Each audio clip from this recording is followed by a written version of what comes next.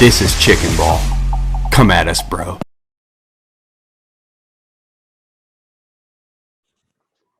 Welcome back to Chicken Ball, worst fucking show on the internet. We're here to see what we can do today after a pretty rough one yesterday. You know, as Tottenham fans, we are Canadian free today. I'm your host Scott. With me here to disagree in every way, shape, and form are two of my favorite people, Mort and Ryan. What's up, fellas? What's going on, man? What's happening?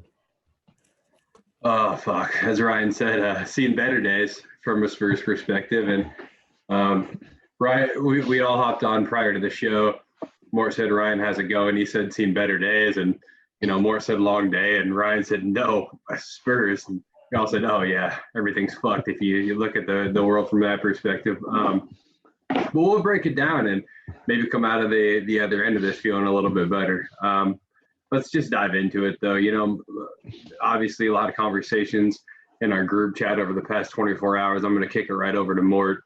Mort, you know, you had some pretty specific, pointed thoughts or comments, you know, after the match. You want to get into those, and I think you know exactly what I'm referring to. Yeah, and I mean, this is like a theme for our fan base where something happens and we try to explain it, but we don't explain it in a specific way. We make these fucking broad generalizations that just don't do anything, right? They don't add value. No one's learning anything, and you're just kind of talking out your ass, right? So I looked at that game from a very tactical lens, and there was a lot going on, right? I mean, I think that when the lineup came out, I loved the lineup. Even the Doherty selection I loved because we knew that Ori is coming back from injury and he had just played.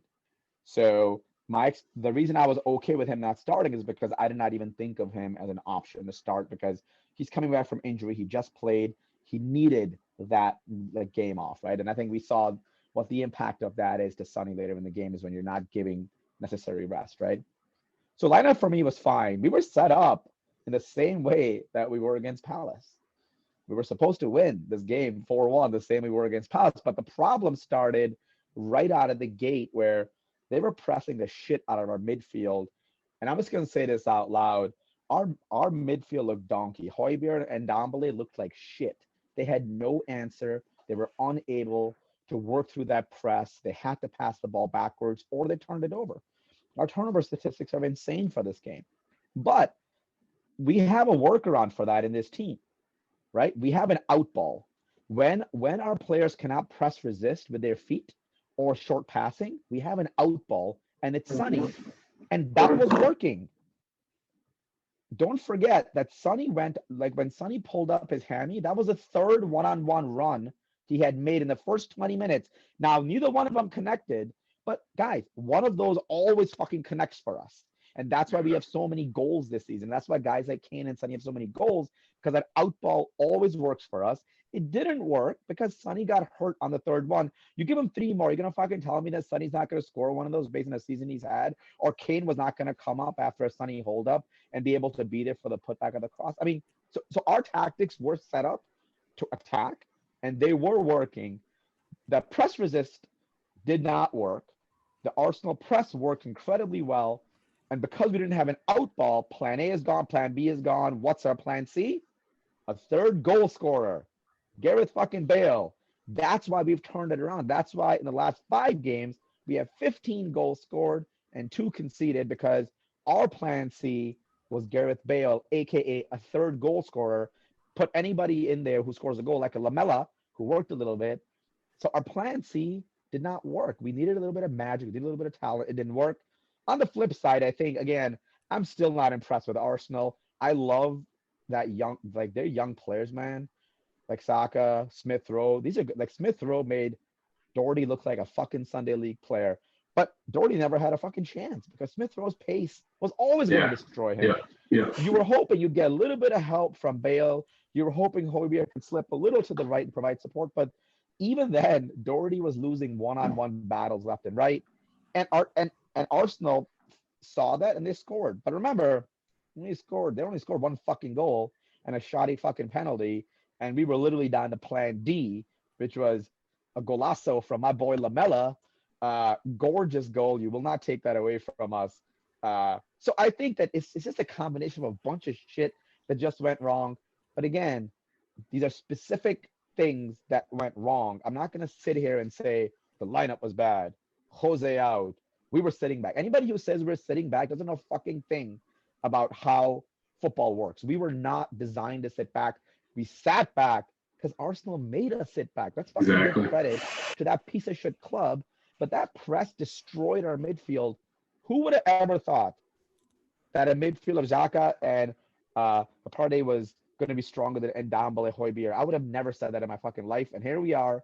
That was a fucking reality. So that's my piece. Ryan, get in on this, man. I honestly, I will say, very well said, Morton. Not a whole lot for me to elaborate on past that, but Ryan, get in. No, I think Mort just let it rip there. So, yeah, I agree with pretty much everything you said. I think, I saw some people, going at Jose for the substitution of Bale for Sissoko. It's one I can see tactically. If you really look, Tierney and Smith Rowe, as Mort was saying, were tearing up Doherty, and Bale wasn't providing any help at all. So when he made that substitution in mind, I mean, I watched the match on replay, so I watched it today, and I saw,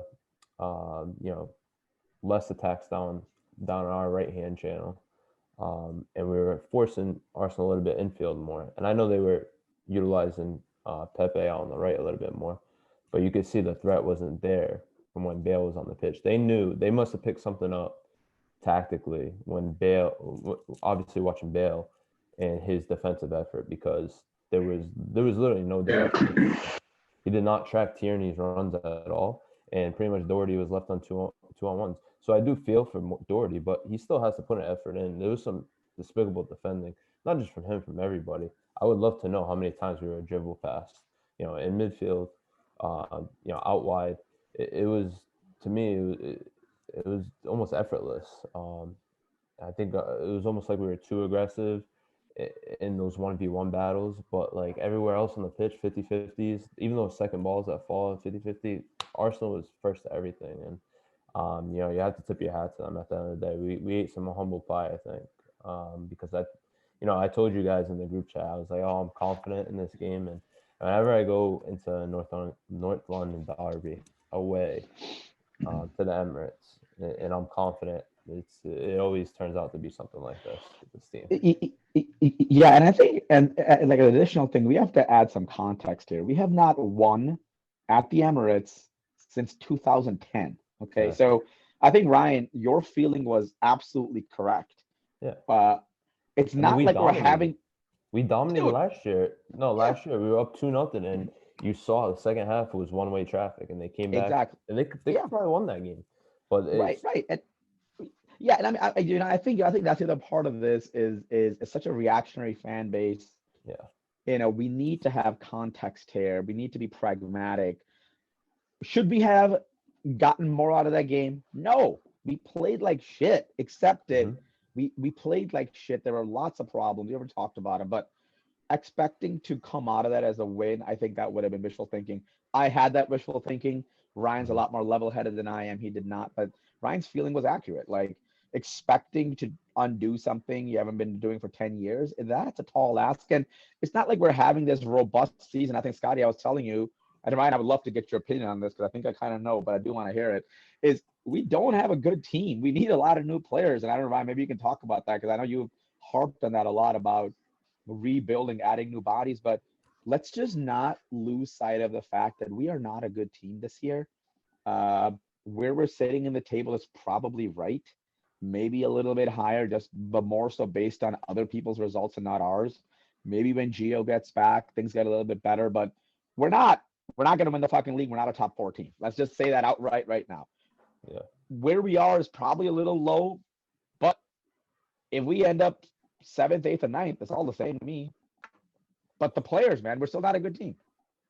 Yeah, and I think we're at a similar position where Arsenal were probably like last year, even 2 years ago, with Unai Emery, where they were sitting in similar positions. They were pretty much 7th to 10th, and they were prioritizing Europa.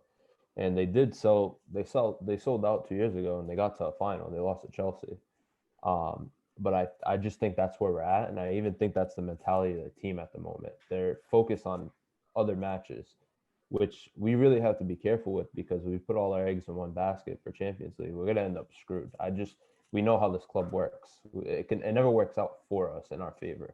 So I think, we do have to prioritize some league matches. I think the Arsenal one should have been prioritized. It looked like it was prioritized to me. If you look at the lineup that was out there, it was a strong enough lineup. As Mort said, we didn't deserve to win. I think we all been very happy with that 1-1 draw. It's never a penalty. I think everybody can agree with that. I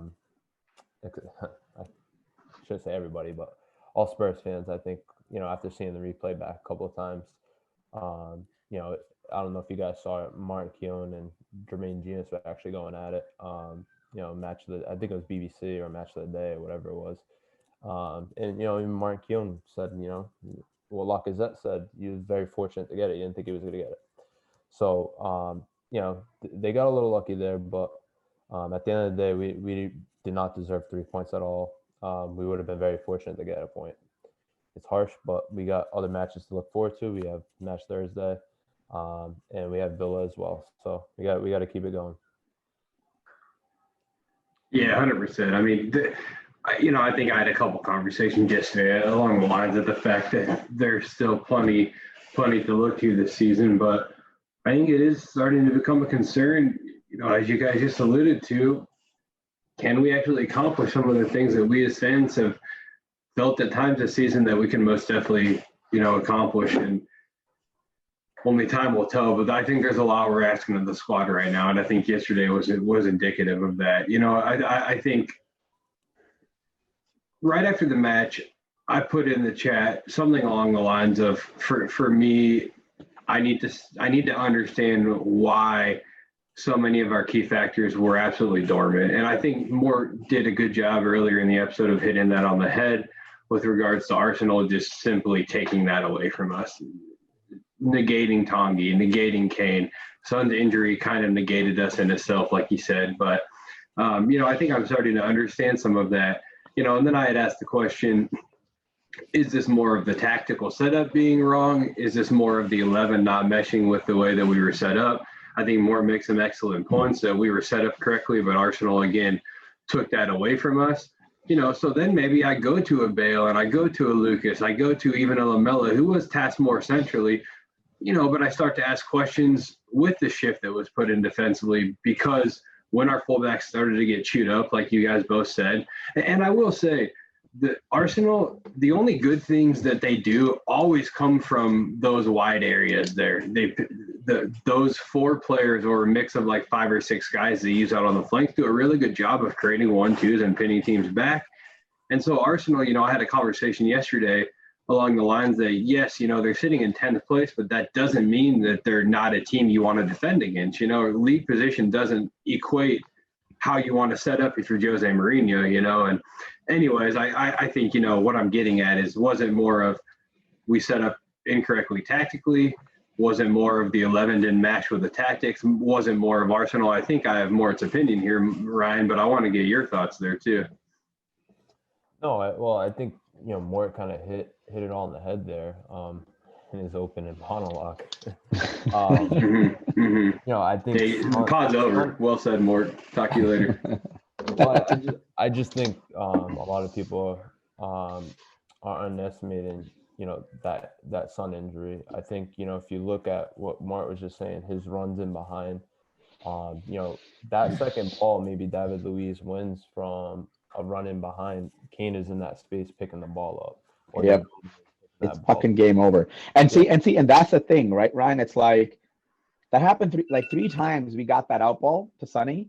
Imagine if one of them does. I mean, like the Lamela goal was great, but imagine if one of those balls drops. See, the Lamela goal was fortunate, and they did not have, like, Arteta is probably sitting in the sideline saying, "Shit, I can't believe we gave that up." But hey, stick with the game plan. It's working. Stick with the game plan. It's working. If Sonny gets in behind, that destroys their game plan, because now they can't press anymore. because that is the consequence of a midfield press. Is you create that gap between your midfield and the defense, and that's where Sonny lives. If Sonny scores one of the balls, guess what? Those motherfuckers are not pressing. The gaps are compressing, and now our entire team is shifting forward. And now our defense can actually play out of the back because we're fucking starting from the midfield instead of in our own third. So see, this is where it's difficult to have these conversations on Twitter because people want to be reactive. They don't want to do a tactical assessment of what happened and understand why it happened. Once you know why it happened, then you can criticize it. So I think they're okay, whatever. Let's fucking move on because there's a lot more coming up. And I want to make a point, Scotty. So while Ryan was talking, I went back and looked at this, and I put this in one of my blogs that's on our website. Go check it out. Let's look at this year, okay? Starting from just this calendar year, okay? Our first 6 matches were 5 wins and 1 draw, which ended with a win at Wickham, okay? Our next 6, 1 win and 5 losses. And that last match was a loss against City. And then our next 6, 5 wins, 1 loss. The loss was to West Ham. And that last win was against Palace, right? Now, if you start the next 6 stretch of games, which take us into United, we've got 1 win and 1 loss. And we're going to go play Zagreb, which is all that fucking matters now, right? Go play Zagreb. Then you got Villa. Then you got Newcastle. That's your 5th game. And then you've got fucking United. So, again, big picture, it sucks. Move on. And I think Hugo said it best in his post-match interview. We can keep our heads down for a day, but there's a lot left to play for. And I think to Ryan's point, the Sonny injury is going to impact that. It'd be nice to see Gio come back. I do think we take care of business against Zagreb. I think we go and we do what needs to get done. I think if we score first, they have to score 4. I think that's done. Now we're in the quarters. And then we're preparing for a Villa team that has not been playing very well. And I don't want to take anything for granted because with this team you can't, but that would be a great bounce back game. And guess what? We're right back on track because then we would have had 3 wins and 1 loss in our last 4. Again, there's just a lot more football left. And I think, Ryan, I'm going to just take what you just said. I think to some extent, our players really don't give a fuck about the league right now because they've got a shot at 2 trophies. These dudes haven't even fucking sniffed a trophy in a while, realistically. Now they're sitting with a manager who's won these trophies, and they're like, wait a minute, we may not bottle this. Our underbelly may not actually be all that soft in these types of tournaments, in these types of must-win matches. Man, even that loss to Everton, how much fucking effort did you see from our team that match? In like that knockout game, the amount of effort we put in a knockout game was insane. We scored 4 goals. We gave up 5, but no, everybody was trying. So I think that our mentality in these cup games is changing, which is critical because we've always lacked that, right? We've always lacked that mentality. And I think Zagreb is going to be a great chance to just go in there, score that away goal, force them into scoring 4. We're probably going to end up winning that 2-1 or 3-1 or something like that. And that's it, right? And then you move on. Yeah, I think so. This season kind of reminds me of 2 years ago, the Champions League run we made, where everything was pretty dire in the league, and then Champions League would turn on like a switch at times. I wouldn't say it was consistent because the Ajax match. I mean, we played a good half, 1 good half, pretty much of 4. We played 2 at home. We lost 1-0, and then we played a phenomenal second half. Everybody remembers, but like those games. That Man City as well, even Dortmund before that. So like those games and our league performances that whole year, that's what it reminds me about. And we were lucky to get 4th place that year. We were really relying on teams behind us dropping a ton of points. Arsenal lost to Brighton on the last day of the season. That's how we came 4th pretty much. And I believe we drew everything. We drew everything. Because it was like on the last day of the season. So that this season reminds me of that season in so many ways where, we're focused on other competitions instead of the league. And like I said, I just think it's something we're playing with fire. But I think we have the right manager to play with fire in those competitions. I think he knows how to play in a knockout competition, and then he's in a cup final in the other one. But I'm not happy with just the League Cup. I want the League Cup and Europa. I want, I know it's selfish to say, especially a club that hasn't won anything, nearly anything in the last decade. But there's something I want. I want Europa, and I want a League Cup, and I think Mm. I will take 7th, 8th place for that. Those 2 trophies. So, Yeah, it brings up a question I wanted to ask you, Ryan, actually. And but before I do, I will say I think I've always been somebody who maybe blindly sticks my head in the sand and because everything's fine, right? But I do think if you look at the season, if you're 6 points off the top with a game, off top 4, sorry, with a game in hand, and you have a League Cup final on the horizon and you're running through the Europa League, most fans would be pretty happy with that situation, not 6 or 7 months ago or whatever. So yeah, it fucking stings because we just laid a dud against Arsenal, which cannot ever happen. It's unacceptable. It happened, but there's still some positive things. Now, my question to you, Ryan, and I think this is an interesting one, it honestly is the prospect of winning the Europa League or the prospect of winning the League Cup greater right now? Are you asking either or just like? Yeah, what do we have a better chance of winning at this point if we're looking at the absolute need to win a trophy? I would say the trophy we're already in a final in. Yeah. Right? So, but I say it's an interesting question. Like, look at the opponent versus the field in Europa. And again, it's one game, so you're never going to have to balance squad rotation to one or the other, right? But I think it's an interesting question. It is. No, it's not, man. It's a stupid question. No, it's not, dude. I mean, yes, it is. Who the fuck's in Europa League? Do we still have 7 fucking games left we could potentially lose in Europa? We've only got, right? So what do you want to play one game, or do you want to you want to try to win 1 or 7, right? And to say that there isn't competition, you still have United who just beat City, and you've also got Arsenal who just beat us. So there is competition. You have one chance. It's a fucking knockout match. Yeah. Give me the one knockout match. Scotty, imagine how ramped up Jose can get these players for that kind of a game, right? If 100%. Get that team firing, we just need 90 minutes of glory, man. That's it. We've seen that happen before. We've beat City before. They've beat us, but we've beat them. So the confidence is there. Jose has to get up in their ass and say, hey, go fucking do this for yourselves and go do it for the fans. You guys have been around, but 10 of the 14 players that touch the pitch have been around here for 7 years or whatever, Ryan, you were saying, go fucking win yourself something, go be somebody, go be remembered at this club and go win this. And that's one match, Scotty. And I think Jose can get him fired up for that. Oh, I mean, we have the best manager on the planet, in my opinion, to go win a League Cup. I'm not saying the best manager on the planet. Whatever, man. Just hit that unfollow button all day, baby. But Jose Mourinho can walk into a league podcast. Yeah, exactly. You know what? He's gonna throw Dyer at striker, and we're gonna beat City in the final. But honestly, I'll ask you the question then more because I like what Ryan said. So is a League Cup good enough for you, or do you need the Europa League with that League Cup? If we miss top 4. Yeah, I mean, listen.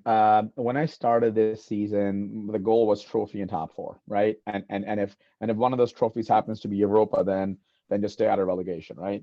So I think my goals haven't changed, but I think expecting top 4 without Europa is not realistic for me. It could, it could happen. We're not that far off, and we're gonna end up playing some of these teams yet. So. Right, so we're not nearly as far off because everybody around us dropped points. We're kind of exactly where we were last week that we will be next weekend. So nothing has really changed from our ability to get top 4, right? Everybody fucking ahead of us who we need to catch, loss, or drop points. So I think that part's fine. I think though, for me, a trophy is why you play football. And I've been like that since I played. I've been like that since I started watching. You play to fucking win. I'm not out there to get a participation ribbon. I'm not out there to play beautiful football to not have anything to show for it, right? If you want to buy a bunch of DVDs of us scoring a shitload of goals and not winning anything, knock yourself out. I want to buy the DVD of us lifting a fucking trophy. And I think that's what a lot of our fans have forgot. Why do you fucking play sports? The people who play sports that participate are usually not that good at sports, right? So I think there's a mentality shift. And again, just coming from somebody who played his whole life, you went in to games to win, and you wanted to win for the accolades and the trophy to lift at the end of the season. There's nothing more beautiful than lifting that trophy with your teammates because you fucking accomplished something by working together. So for me, Scotty, the League Cup is imperative. or the Europa is imperative. I've kind of given up more room on where we end. Like, I would still like European football next year. If we can sneak in somehow into Europa, that'd be great. Or again, if we get in the Champions League by winning Europa or ending top 4, that's great. But if we end up finishing the season 9th in a League Cup, I'll be happy because we got a League Cup. I think a lot of decisions have to be made after that as far as who the future manager is, who the players are. But you finish in the top half of the league and you get a trophy for who we are and where we are, fine, I'll take it. I'm not happy. Sure. I mean, I'm not ecstatic, but I'm happy Yeah. because we haven't won a fucking trophy in like 13 years. Yeah, no, well said. And I'm not, I'm not saying I agree or disagree, but I think I will say that, if we are able to secure some trophy this year, even if it's just a League Cup, every reason, to think that we could invest in a few key areas and see what Jose Mourinho can do with one more season in a league with no European football, burdening you down or whatever it is. So, even a League Cup's not disastrous. I really want Europa League, and I think I've thrown the joke around that I'm only a cup fan, Tottenham and the Cups, baby. And if it's a league, I might watch a replay. But of course, I'm kidding, man. I don't miss a match. But my point is that I'm really invested in Europa League right now, and I think that trophy is a very unique and special opportunity for us to secure our goal, which is Champions League, secure our goal, which is a significant trophy, secure a couple goals and keeping a few key names interested in sticking around for another couple years, if it comes to that. It's a really, really important opportunity for us to go after. So I'm really in on Europa League. Sounds like you guys are as well. Getting pretty long. I think we'll wrap it there, but here's the thing. Yesterday fucking sucked. Worst show on the internet. Worst fucking day as a Spurs fan. It all kind of compounds, right? But as we said, a lot of positive things on the horizon and every reason to think that some really good things could happen this season. That, those are my closing thoughts. But, Ryan, get yours in before we call it quits. Yeah, no, absolutely. I echo pretty much everything you said there. It's Monday. It's a new week. We got something to look forward to, even though I watched the match today. But I already knew the result. So yeah. So I think Zagreb on Thursday and then Villa on Sunday. Those are the 2 games, must wins. Yeah, same. Context is important. Perspective is important. The worst thing that happened at Tottenham Football Club this week was losing Sonny to injury.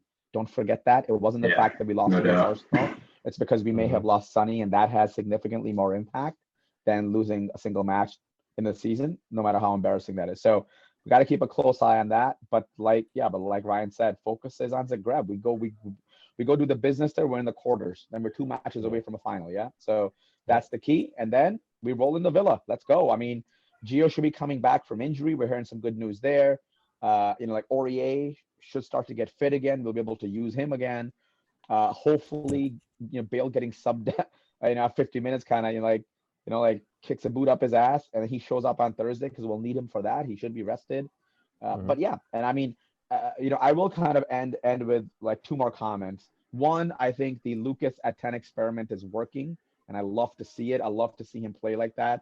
I haven't seen that before, and it's cool to see him there because he's working his ass off. He's doing well. And lastly, I think somebody's put this on Twitter.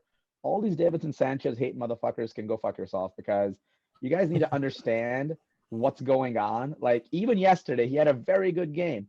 He was our best defender yesterday. That penalty is shoddy as shit. You watch that replay.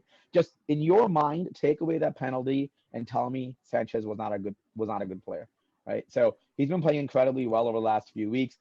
Our best center back pairing from a goals conceded perspective this whole season, Sanchez and Toby. So shut the fuck up about Sanchez. Watch him play. Don't overreact. Understand what's happening. Understand whose job is what on the pitch. And let's ride again, man. We got a couple big matches coming up, but that's what matters most.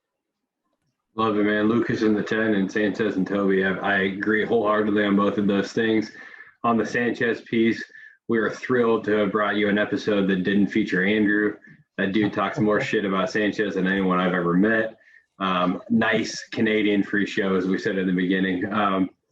No, all love. Of course, Andrew's the man. But yeah, Sanchez and Toby are kicking ass. So as we saw Bernie Sanders earlier this week ask Jose, we will again ask you to continue to play Toby and Sanchez as a pairing.